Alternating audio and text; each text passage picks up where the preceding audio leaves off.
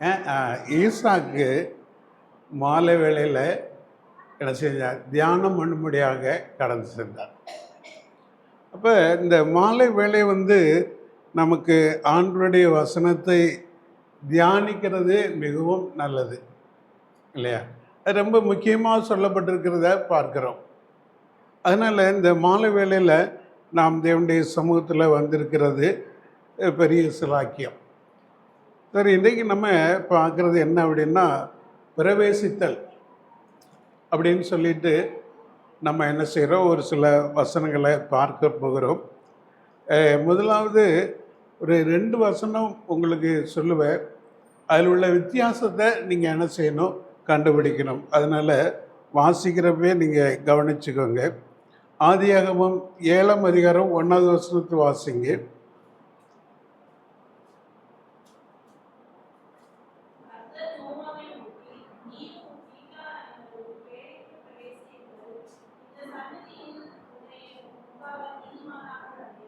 சரி, யோவான் 10:9 வாசிங்க.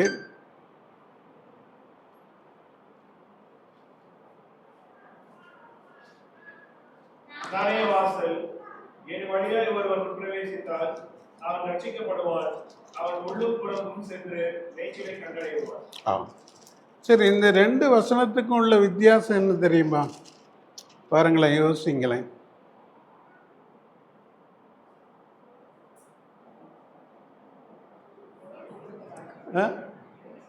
பிரவேசிக்கிறது அதுதான் நான் முதல்ல சொல்லிட்டேனே. இது 2 வசனத்துக்கும் உள்ள வித்தியாசம் இருக்குது.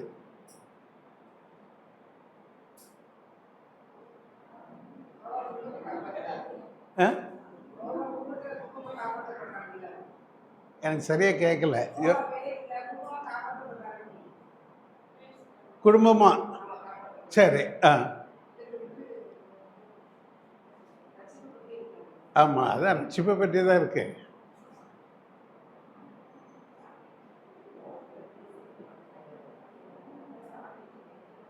சரி, அங்கே அந்த 7வது வசனத்தின் கடைசியில் என்ன பார்க்குறோம் அப்படின்னா, பாருங்க, வாசிங்க.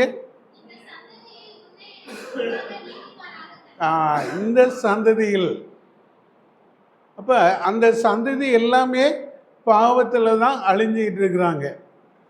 அப்போ நோவாவை ஆண்டவர் நீதிமானாக கண்டதுனால தான் அவங்க குடும்பமாக பேழைக்குள்ளே பிரவேசித்தாங்க.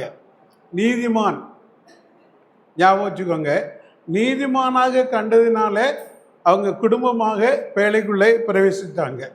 சரி, இங்கே 10வது அதிகாரத்தில் 9வது வசனத்தை வாசிக்கிறப்ப நம்ம என்ன பார்க்குறோம் அப்படின்னு சொல்லி பாருங்க, வாசிங்க.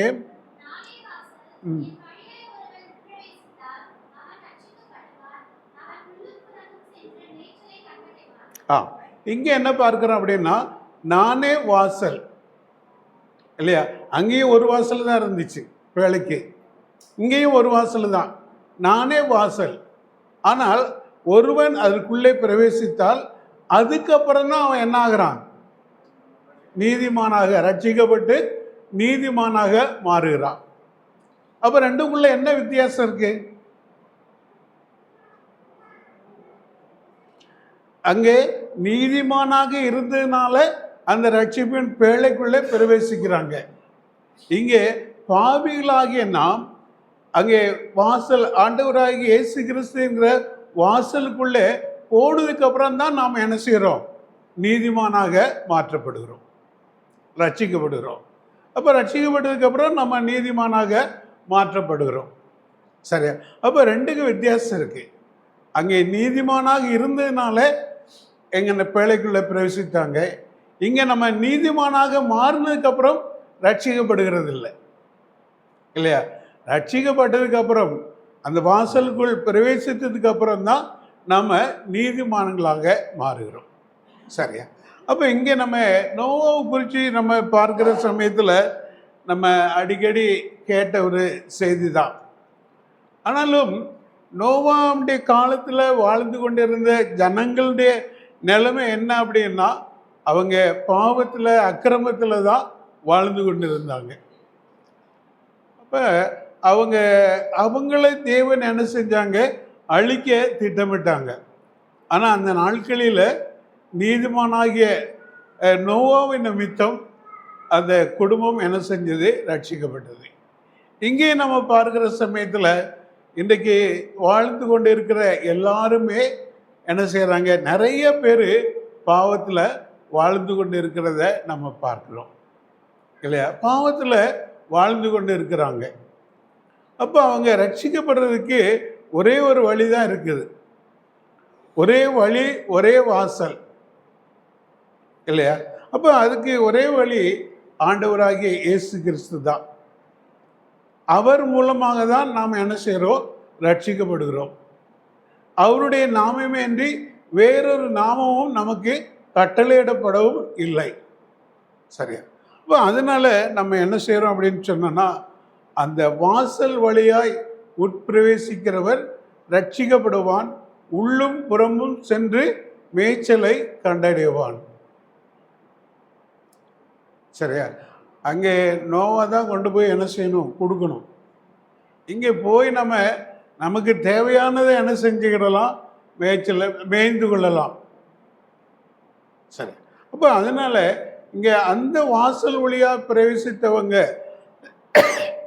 அந்த பேழையுடைய வாசல் வழியாய் பிரவேசித்தவங்க அழிவிலிருந்து காக்கப்பட்டாங்க இல்லையா? தேவன் என்ன செய்கிறாங்க, பூமியை ஜலத்தினால அழிப்பேன் அப்படின்னு சொல்லியிருந்தாங்க. நோவா அந்த பேழையை கட்டுற வரைக்கும் அவங்களுக்கு சுவிசேஷத்தை, அந்த நல்ல சுவிசேஷம்னா நல்ல செய்தி தான். சரியா? சுவிசேஷத்தை அறிவிச்சுக்கிட்டே இருந்தாங்க. எல்லாரும் கேட்டாங்க, நல்லா இருக்குன்னு நினைச்சாங்க, அல்லது இவருக்கு இதான் வேலை அப்படின்னு நினைச்சாங்க. சரியா? இது நடக்குமா? மழையை நம்ம பார்த்ததே இல்லை, ஆனால் மழை பெய்யும் அப்படின்னு சொல்றாரு. சரி, இது லேசாக பெஞ்சா மட்டும் இல்லை, நம்மளை அழிக்கிற அளவுக்கு மழை பெய்யும் அப்படின்றாங்க. அது எப்படி நடக்கும்? அது எப்படி நடக்கும்? அதனால அநேகருக்கு இது ஒரு கேள்வியாக இருந்தது. அதனால நோவா சொல்லுகிறது ஏதோ பைத்தியமாக கூட தெரிஞ்சுது. இன்றைக்கும் அப்படித்தான், கிறிஸ்தவங்களை பைத்தியக்காரங்கன்னு தான் சொல்லுவாங்க. ஏன் அப்படின்னா, ஆண்டவராகிய இயேசு கிறிஸ்து வரப்போகிறார். அவர் வரப்போகிறார். அவர் சீக்கிரமாய் வருவார். ஆனால் அவருடைய வருகையில் எடுத்துக்கொள்ளப்படுகிறவர்கள் தான் பரலோக ராஜ்யத்துக்கு போக முடியும். எடுத்துக்கொள்ளப்படாதவர்கள் அங்கே அக்கினியும் கந்தகமும் எரிகிற கடலிலே தள்ளப்படுவார்கள். அங்கே தண்ணீர்னால அழிக்கப்படுகிறது, இது இங்கே நெருப்புனால அழிக்கப்பட போகுது இந்த உலகம். சொன்னால் யாரும் என்ன செய்கிறதில்ல, நின்று கூட கேட்கறதில்ல. நான் கேட்டால் மனம் திரும்பிடுவாங்க. அதனால பிசாசு என்ன செய்கிறான், நீ போயிடு, நிற்காத. சரியா? நின்று கேட்டால் கண்டிப்பாக மனம் திரும்பிடுவாங்க.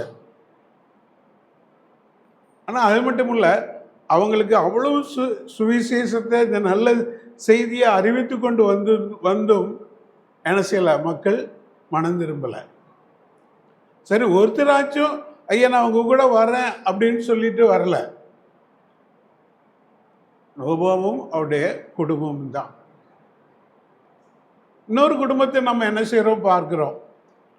அங்கேயே ஆண்டவர் இந்த தேசத்தை அழிக்க போகிறேன், அக்னினால அழிக்க போகிறேன் அப்படின்னு சொல்கிறாங்க. அந்த குடும்பம் அதை விட்டு வெளியவே வரல. நீ ஓடிப்போ, அதை விட்டு வெளியிலே வரல. ஆனாலும் ஆண்டவர் சொல்கிறாங்க, சரி தன்னுடைய தூதர்களை அனுப்பி அவர்களை கையை பிடிச்சி வெளியே இழுத்து கொண்டு போய் விட்டுட்டு அதுக்கப்புறம் அந்த தேசத்தை, அந்த பட்டணத்தை அழிக்கிறாங்க இல்லையா? அப்போ சொல்கிறாங்க, ஆண்டவர் சொல்கிறாங்க, நீ திரும்பி பாராமல் ஓடிப்போ, திரும்பியே பார்க்கக்கூடாது. ஆனால் லோத்தினுடைய மனைவி திரும்பி பார்த்து உப்பு தூணாயிட்டாங்க. தைக்கியம் இருக்குது அப்படின்னு சொல்கிறாங்க. அங்கே டூரிஸ்ட்டு போகிறவங்க அதை தொட்டு நக்கி நக்கி பார்த்து அது தேஞ்சு போகுதுன்னு சொல்லிட்டு தொடக்கூடாத அளவுக்கு அதுக்கு இது பண்ணியிருக்காங்க. கண்ணாடியில் மட்டும் பார்க்க முடியும். சரியா? அப்போ இப்படி நினைவு சின்னங்களாக அவங்க என்ன செஞ்சிடறாங்க, மாறிட்டாங்க. என்ன நினைவு சின்னம்? சாபத்தின் நினைவு சின்னம். இன்னைக்கு அந்த சபிக்கப்பட்ட அந்த உப்பு தூணை கூட மக்கள் என்ன செய்கிறாங்க, விசேஷமாக பார்க்க போகிறாங்க. சரியா? அப்போ அதனால அந்த குடும்பம் கூட அவங்க குடும்பமாக வெளியில் இழுக்கப்பட்டாங்க. ஆனாலும் அவங்களுடைய பிள்ளைகளுடைய திருமணத்துக்கு நிச்சயிக்கப்பட்டிருந்த கணவன்மார் வெளியே வரல. ஆனால் இங்கே நோவாவுடைய குடும்பத்தில் 2 பையங்க அவங்களுடைய மனைவிகளும் என்ன செஞ்சாங்க, கூட வந்தாங்க அப்படின்னு சொல்லிட்டு பார்க்குறோம். 3 பேர். சரியா? அப்போ அதனால இந்த 2 குடும்பத்துக்குள்ள ஒரு வித்தியாசத்தை பார்க்கிறோம். அங்கேயும் நீதிமானாகிய லோத்து தான். ஆனால் இங்கே பார்க்கிற சமயத்தில் நோவா தன்னுடைய குடும்பத்தை ஆதாயப்படுத்தி இருந்தார். நம்ம புரிஞ்சுக்கிடணும். நோவா தன் குடும்பத்தை ஆதாயப்படுத்தி இருந்தார். ஆனால் லோத்து தன்னுடைய குடும்பத்தை ஆதாயப்படுத்தவில்லை. சரியா? அப்போ அதனால நம்ம விசுவாசிகளாக இருக்கிறதுனால நம்ம கொஞ்சம் யோசித்துக்கிடணும். சரியா? நம்ம குடும்பத்தை ஆதாயப்படுத்தி இருக்கிறோமா? குடும்பத்தை ஆதாயப்படுத்தணும். இல்லை அப்படின்னு சொன்னோன்னா அந்த அந்த லோத்துடைய குடும்பத்தினுடைய நிலைமையை பார்த்தீங்களா, அது ரொம்ப கஷ்டமானது. சொல்ல முடியாத ஒரு நிலைமைக்கு போயிடுச்சு. இங்கேயும் அப்படிப்பட்ட ஒரு நிலைமை என்ன செஞ்சது, வந்தது. ஆனாலும் அதில் காக்கப்பட்டாங்க. அதுக்குரிய தண்டனையும் அனுபவிச்சாங்க. சரியா? அப்போ அதனால் இன்றைக்கி பிசாசு குடும்பங்களை கெடுக்கிறதுல அவன் ரொம்ப தீவிரமாக இறங்கியிருக்கிறான்.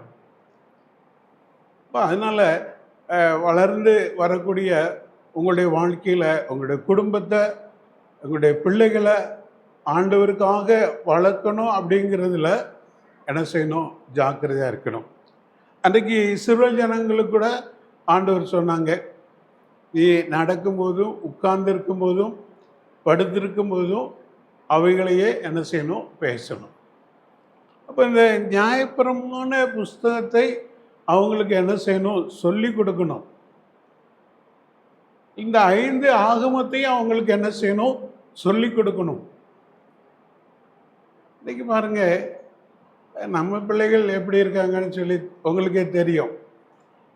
அந்த முஸ்லீம் பிள்ளைங்களை பாரு, 2-3 வயசுக்கு இருந்தால் கூட அழகாக அந்த தலையில் முக்காடு போட்டுக்கிறாங்க.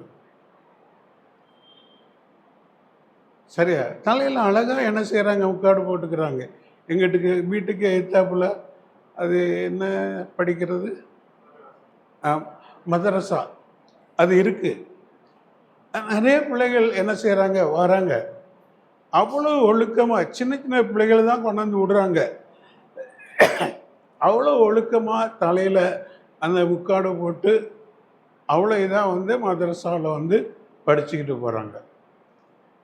இப்போ நாம் என்ன செய்கிறோம், அங்கே படிக்கிறோம். நம்ம பிள்ளைகளுக்கும் அதை சொல்லி கொடுக்கணும். நீ முக்காடு போட்டு தான் சபையில் உட்கார்ந்துருக்கணும் அப்படின்னு சொல்லி. இப்போ அவங்க ஏன் போடணும் அப்படின்னு சொல்லி கேட்டால், நீங்கள் தேவனுடைய வசனத்தை என்ன செய்யணும், எடுத்து காண்பிக்கணும். இப்படி தான் ஆண்டவர் சொல்லியிருக்காங்க அப்படின்னு சொல்லி. உடனே அவங்க சொல்லுவாங்க, நான் ரட்சிக்கப்பட்டதுக்கப்புறம் போட்டுக்கிறேன் அப்படின்வாங்க. சரியா? நான் ரட்சிக்கப்பட்டதுக்கப்புறம் போட்டுக்கிறேன் அப்படியே சொல்லியிருக்கு வசனம்,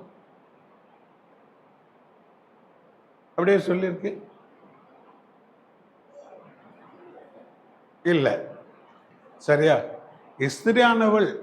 அப்போ அந்த பெண்கள் அப்படிங்கிற சமயத்தில் நாம் அதைத்தான் என்ன செய்யணும், பிள்ளைகளுக்கு கற்றுக் கொடுக்கணும். சரியா? அதனால அப்போ அவங்க அது அப்பத்திலிருந்தே ரொம்ப அந்த ஒழுக்கத்தில் வளர்ந்து வருவாங்க. அஹ், ஒரு வசனம் இருக்கு, முதிர் வயதிலும் விடாதிருப்பான் அப்படிங்கிற அந்த வசனம்.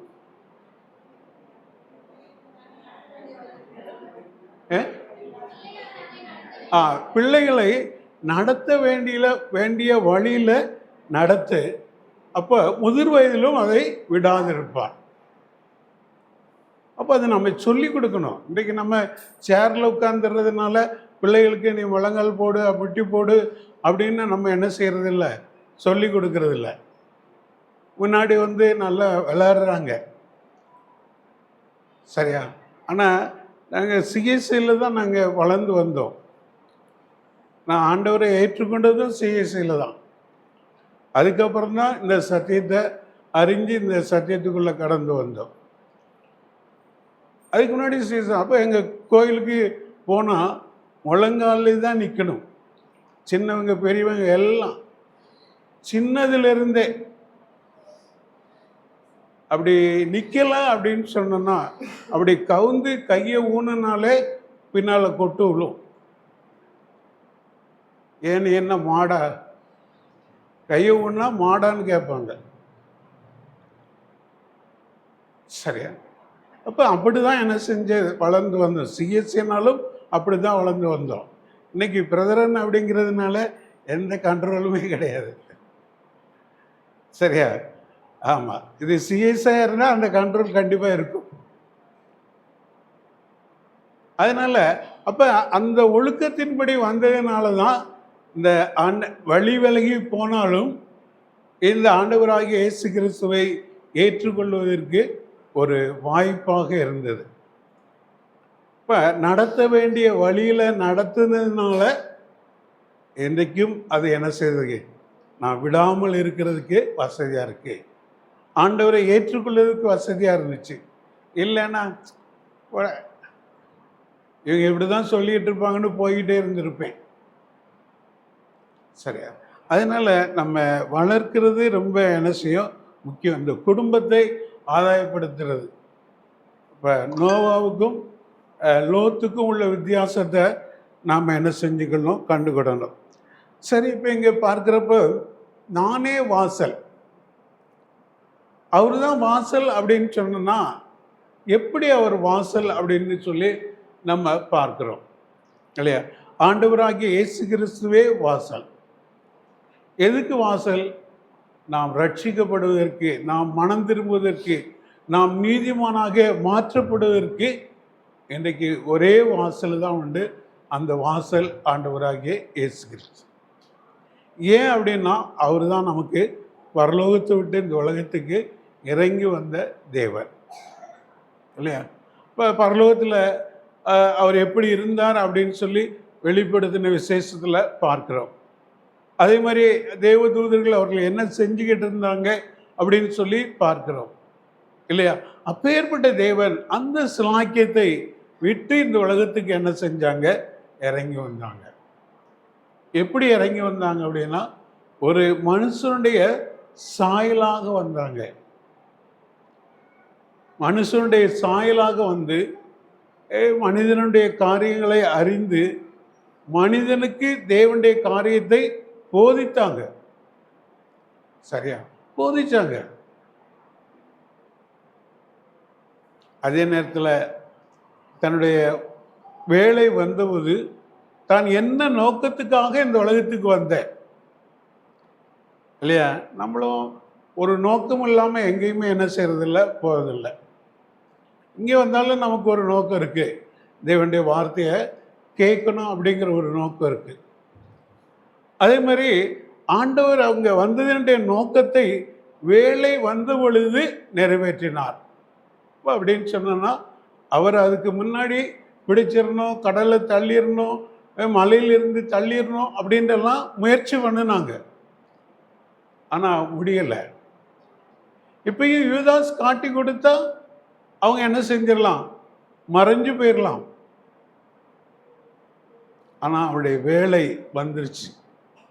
அதனால வேலை வந்த பொழுது அவர் தம்மை ஒப்பு கொடுத்தார், அவரே ஒப்பு கொடுத்தார். நீங்கள் கூட அடிக்கடி நம்ம படிச்சிருப்போம். நீங்கள் யாரை தேடுகிறீர்கள்? நசரேயனாகிய இயேசுவை தேடுகிறோம். அப்படின்னா இவங்களெல்லாம் சீசர்களெல்லாம் அனுப்பிடு. அதுக்கப்புறம் மறுபடியும் கேட்குறாங்க, இப்போ நான் தான் அப்படின்னு சொல்லிட்டு தன்னை ஒப்பு கொடுத்தாங்க இல்லையா? அப்போ எதுக்காக ஒப்பு கொடுத்தாங்க அப்படின்னா, நம்முடைய பாவத்துக்கு வரக்கூடிய தண்டனையை அனுபவிக்கும்படியாக ஆண்டவராகிய இயேசு கிறிஸ்து தம்மையே என்ன செஞ்சாங்க? அடிக்கப்படுவதற்கு ஒப்பு கொடுத்தாங்க. சரி, இன்னைக்கு ஒரு சிலருக்கு வியாதியில் மறிக்கிறாங்க இல்லையா? அநேக வியாதிகளுமா மதிக்கிறாங்க. ஒரு சிலர் ஹார்ட் அட்டாக் வந்து அப்படி ஒரு நிமிஷத்தில் என்ன செய்கிறாங்க? மறித்து போகிறாங்க. அவங்க வேதனையோடு மறிக்கிறாங்க, இவங்க வேதனை இல்லாமல் மறிக்கிறாங்க. இப்படிப்பட்ட சம்பவங்கள் நிறையா நடந்துக்கிட்டு இருக்கு. வியாழக்கிழமை கூட எங்கள் ஏரியாவில் ஒரு நல்ல மனுஷன் ஈபியில் வேலை செய்கிறான், நல்லா அப்படியே வர்றோம் போகிறோம், ரொம்ப அமைதியாக இருப்பார். திடீர்னு ஹார்ட் அட்டாக்கில் இறந்து போயிட்டான். சரி, இது நிறைய இந்த சம்பவங்கள் நடந்துக்கிட்டு இருக்கு. இப்போ நம்ம கூட நினைக்கலாம், இப்படி ஒரு மரணம் வந்தால் நல்லது அப்படின்னு சொல்லி. ஏன்னா எந்த பாடுகளும் இல்லை, யாருக்கும் எந்த விதமான தொந்தரவும் இல்லாமல் கடந்து போயிடலாம் அப்படின்னு சொல்லி. ஆனால் அப்படி மறிக்கிறது தேவனுடைய திட்டமா அப்படிங்கிறது தெரியாது. சரியா? சரி, அப்போ அப்படி கூட ஆண்டவர் என்ன செஞ்சிருக்கலாம்? மறிச்சிருக்கலாமே இல்லையா? ஒரு ஹார்ட் அட்டாக் மாதிரி அவருடைய ரத்தம் அங்கே கெத்செமனே தோட்டத்தில் சிந்தப்பட்டுருச்சு. அப்போ அவ்வளோ வேதனைப்பட்ட ஆண்டவர் என்ன செய்யலாம்? இப்படி மறிச்சிருக்கலாம். ஏன்னா நம்முடைய பாவங்களுக்காக மறிக்கணும் அப்படின்னா அப்படியும் மறிச்சிருக்கலாம். ஆனால் அது தேவனுடைய திட்டம் இல்லை. தேவனுடைய திட்டம் அவர் சிலுவையில் அடிக்கப்படணும், அவருடைய உச்சந்தலையிலிருந்து உள்ளங்கால் வரைக்கும் அவருடைய ரத்தம் சிந்தப்படணும், அவர் துப்பப்படணும், அவமானப்படுத்தப்படணும், பரிகாசம் பண்ணப்படணும்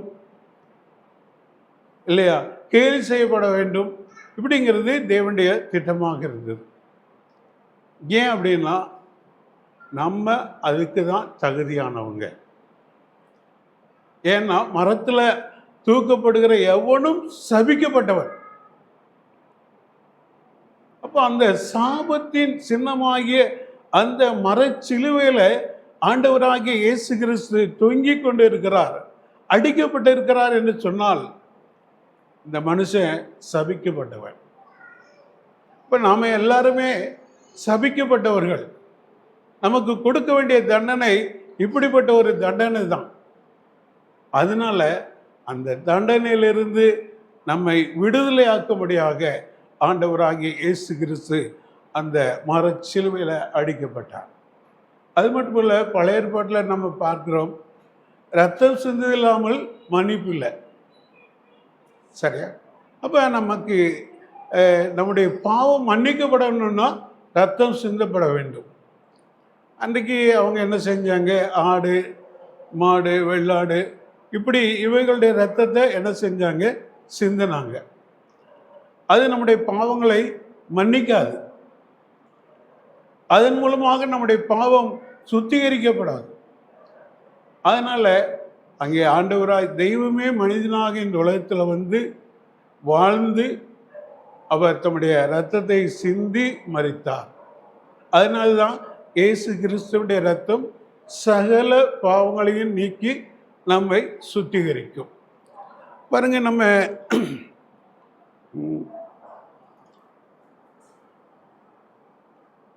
யாத்திராமத்தில் இப்படி வாசிக்கிறோம். 28 அதிகாரம் 29வது வசனம் வாசிங்க. யாத்திராகமம் 28, 29.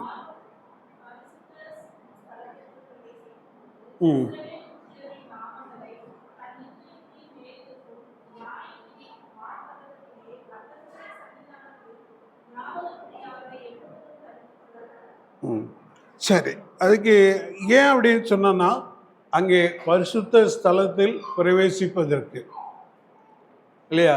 இஸ்ரவேல் ஜனங்களுக்காக மகா பரிசுத்த ஸ்தலத்திற்குள் பிரவேசிக்கணும் அப்படின்னு சொன்னோன்னா என்ன செய்யணும்? அந்த 12 கோத்திரங்களுடைய பெயர்கள் தரிக்கப்பட்ட இந்த மார்க்கவசம் அதில் இருக்கணும். அதோடு தான் போவான். ஏன் அப்படின்னா எல்லாருக்காகவும், ஒவ்வொரு கோத்திரத்தில் எவ்வளோ பேர் இருக்கிறாங்களோ கோத்திரத்தில் இருக்கிற எல்லாருக்காகவும்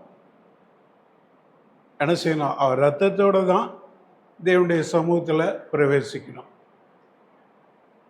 மறுபடியும் ஒரு வருஷத்துக்கு ஒரு தரம் என்ன செய்யணும்? அப்படி போகணும். இப்போ இது நம்மளை மனுஷனுடைய பாவங்களை மன்னிக்கிறது இல்லை.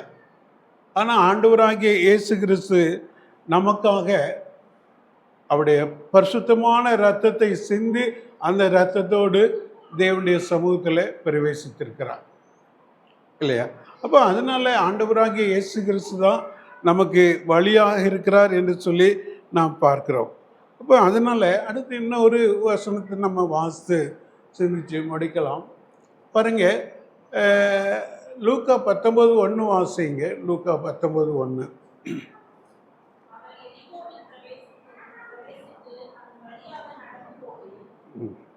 இங்கே நம்ம பார்க்கிறோம், இங்கே ஒரு பிரவேசிப்பதை நம்ம பார்க்கிறோம். அவங்க எங்கே போகிறாங்க? ஆனால் சீசர்களுக்கு என்ன சொன்னாங்க? நீங்கள் சமாரியா தேசத்தில் நீங்கள் போக வேண்டாம் அப்படின்னு சொன்னாங்க. ஆனால் இங்கே அவர் எரிகோவுக்கு போகிறத நம்ம பார்க்குறோம். இப்போ அங்கே ஒரு சம்பவம் நடக்குது. என்ன நடந்தது தெரியுமா?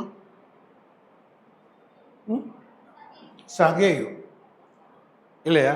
அந்த எரிகோவுக்குள்ளே பிரவேசித்ததுனால அங்கே சகேயு என்கிற மனுஷன், அவனை பற்றி மக்கள் நல்ல சாட்சி சொல்லுவாங்க. இவன் ஒரு திருடன், அநியாயக்காரன், அநியாயமாக சம்பாதிச்சவன். இன்னொரு கூட்டம் மக்கள் சொல்கிறாங்க இவன் ஒரு வியாபாரிகளுடைய தலைவன், பணக்காரன். இப்படி அவனுடைய சாட்சி 2 பக்கமும் இருக்குது. ஆனால் ஆண்டவருடைய பார்வையில் அவன் ஒரு பாவி. ஆனாலும் அவனுக்கு ஒரு ஆசை என்னன்னா அவரை பார்க்கணும், அவர் எப்படி இருப்பார், ஏன்னா அநேக அற்புதங்களை செய்கிறாரே அப்படின்னு மக்கள் அவருக்கு சொல்லியிருக்கிறதுனால அவர் எப்படி இருப்பார்?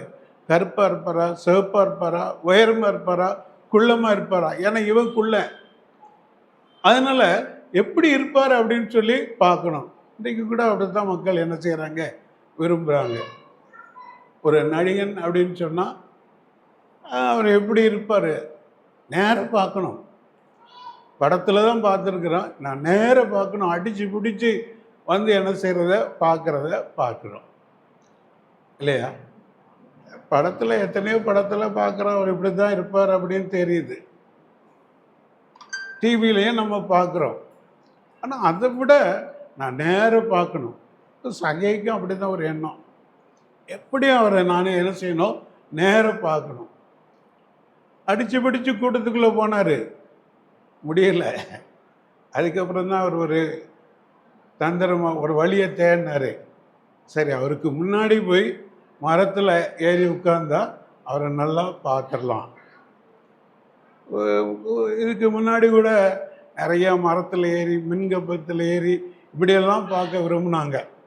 அதே போல தான் போல இவரும் என்ன செஞ்சார், மரத்தில் ஏறி உட்கார்ந்தார். அங்கே பக்கம் வந்த உடனே அண்ணாந்து பார்த்து, சகைவே சீக்கிரம் இறங்கி வா, இன்னைக்கு நான் உன் வீட்டில் தங்கணும். அந்த மனுஷனுக்கு அவ்வளோ ஒரு ஆச்சரியம். எதனால் அவருக்கு ஆச்சரியம்? பேர் சொல்லி கூப்பிட்டது.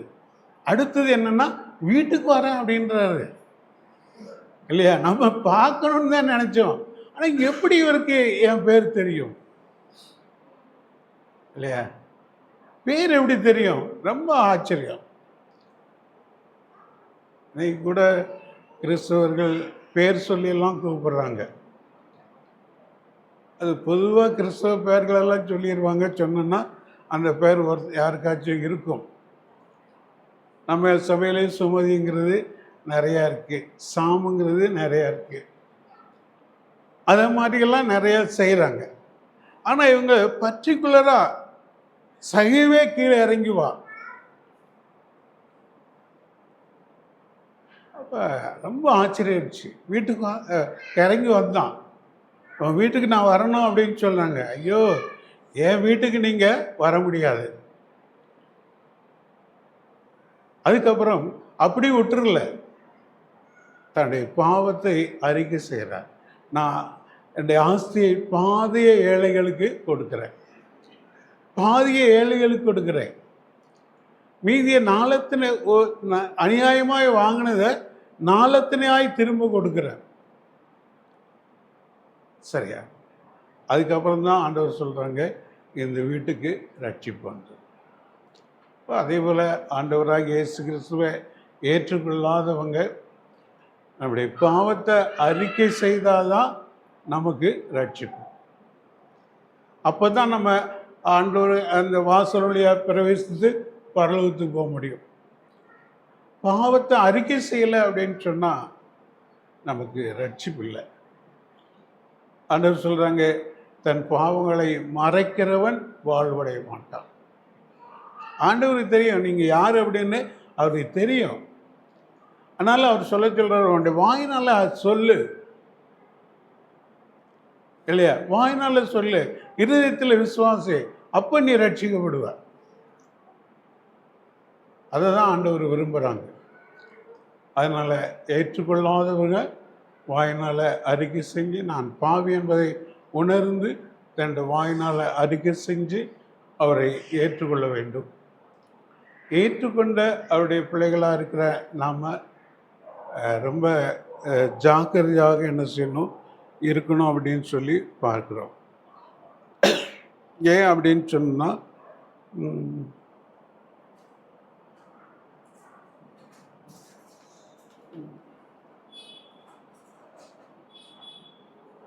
எபிரேயர் 3:11 வாசிங்க.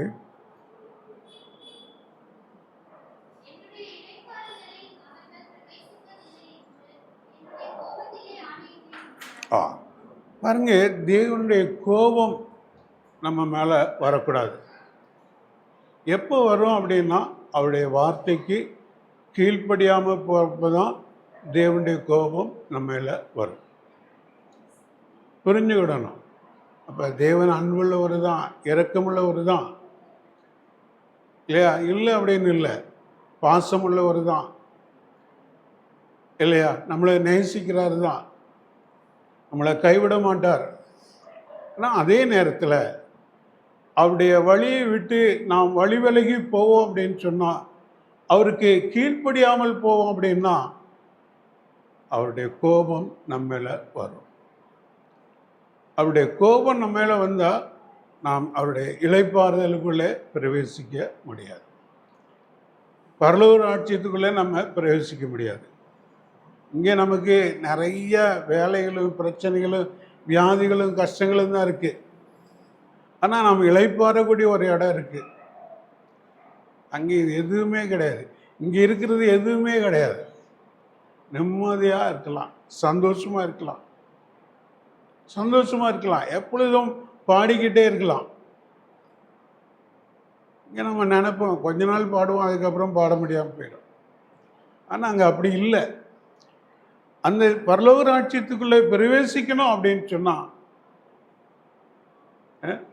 இங்கே நம்ம ஆண்டவருக்கு பிரியமாக நாம் நடக்க வேண்டும். அப்படி இல்லை அப்படின்னா அவருடைய இளைப்பாறுதலுக்குள்ளே பிரவேசிக்க முடியாது. அதனால் கர்த்தருடைய பிள்ளைகளாகிய நீங்களும் நம்மளை பார்த்து, சரி நம்ம எப்படி நடந்து கொள்ளணும், அவருக்கு பிரியமாக நடந்தால் அவர் நம்ம மேலே ரொம்ப அன்பாக இருப்பார். பிரியமெல்லாம் நடந்தால் கோபத்தம் படுவாங்க. நம்மளே நம்ம பிள்ளைகளை பார்க்குறோமே, இல்லையா? நம்ம சொல்கிறதெல்லாம் கேட்டு நடந்தால் அந்த பிள்ளை மேலே ரொம்ப அன்பாக இருப்போம். செய்ய மாட்டேன் அப்படின்னு சொன்னால் நமக்கு கோபம்தான் வரும். நம்ம கூட கொஞ்சம் சேர்ந்து எரிச்சலும் வரும். நான் மெர்சி திரும்பி பார்க்குறேன், உங்கள் அம்மா அப்படித்தானே? சரி, அது எல்லா வீடுகளையும் உள்ளது தான். சரியா, நாங்கள் கூட எங்கள் பிள்ளைகளை வளர்க்குறப்போ அவ்வளோ கோபம்தான் வரும். அடுத்து பெரம்ப தான் எடுக்க வேண்டியது வரும். சரியா, அப்போ அதனால் அதே போல தான் ஆண்டவரும். ஏன்னா அந்த சுபாவம் தான் நமக்கு இருக்குது. அதனால் ஆண்டவர் நம்ம மேலே கோவப்படுவாங்க. கோவப்படுகிறது மட்டுமல்ல, ஆண்டவரை விட்டு விலகி போகக்கூடியவங்களாகவும் நாம் இருப்போம். அதனால் நம்ம கொஞ்சம் யோசிக்கணும். நம்ம ஆண்டவருடைய பிள்ளை அப்படிங்கிறதே உண்மை. ஆனால் நான் யோசித்து பார்ப்பேன், மோசே கூட ஆண்டவருடைய பிள்ளை தான் இல்லையா? ஆனால் அவர் கூட அந்த மலையை பேசுங்கிறப்ப அடித்ததுனால அந்த கானானுக்குள்ளே என்ன செய்ய முடியல, போக முடியல. இப்போ மட்டும் நம்ம மட்டும் எப்படி வாழ்ந்தாலும் போக முடியுமா? கொஞ்சம் நம்ம சிந்திக்க வேண்டிய காரியம் இல்லையா? அதனால நம்ம கொஞ்சம் சிந்தித்து ஆண்டவருக்கு பிரியமாக வாழ தேவன் நமக்கு உதவி செய்வாராக. ஆமீன். ஜெபம் செய்யலாம். எங்களை நேசிக்கிற எங்கள் நல்ல ஆண்டவரே, இந்த அருமையான இரவில் நாங்கள் உண்மை துதிக்கிறோம், உண்மை ஸ்தோத்திரிக்கிறோம். அன்றைக்கு ஈசாக்கு மாலை வேளையில் ஆண்டவரே உண்மை தியானிக்கும்படியாக கடந்து சென்றதை பார்க்கிறோம். அதனால் அவர் ஆசீர்வதிக்கப்பட்டார். அவருக்கு ஏற்ற துணை கிடைச்சது. அவருடைய வாழ்க்கை துக்கம் நீங்கி சந்தோஷமாக மாறினதை பார்க்கிறோம். இன்றைக்கும் நாங்கள் அவ்விதமாக உடைய வசனத்தை தியானிக்கும்படியாக உடைய சமூகத்தில் கடந்து வந்திருக்கிறோம். ஆண்டவரே, நீங்கள் ஒருவர் தான் வாசல் என்று சொல்லி பார்க்கிறோம். அதன் வழியாய் பிரவேசிக்கிறவன் ரட்சிக்கப்படுவான், நீதிமானாக்கப்படுவான் என்று சொல்லி பார்க்கிறோம். அன்றைக்கு நோவாவுடைய காலத்தில் நோவா நீதிமானாக இருந்ததுனால தான் வேலைக்குள்ளே பிரவேசித்தார். ஆனால் நாங்கள் பாவிகளாக இருக்கிறதுனால எங்களை நீதிமானாக்கக்கூடிய தேவன்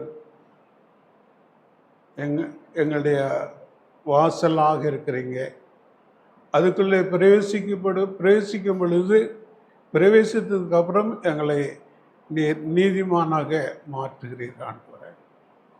எவ்வளோ பெரிய சிலாக்கியம்! நோவாவிட எங்களுக்கு எவ்வளோ பெரிய சிலாக்கியத்தை கொடுத்திருக்கிறீங்க. அதற்காக ஸ்தோத்திரம். கர்த்தாவே, இந்த ரட்சிக்கப்படாதவர்கள் இந்த ஆண்டவராகிய இயேசு கிறிஸ்துவை தன்னுடைய வாழ்க்கையில் ஏற்றுக்கொள்ள உதவி செய்யும். ரட்சிக்கப்பட்ட தேவனுடைய பிள்ளைகள் நோவாவுடைய குடும்பத்துக்கும் லோத்துடைய குடும்பத்துக்கும் உள்ள வித்தியாசத்தை பார்க்கிறோம்.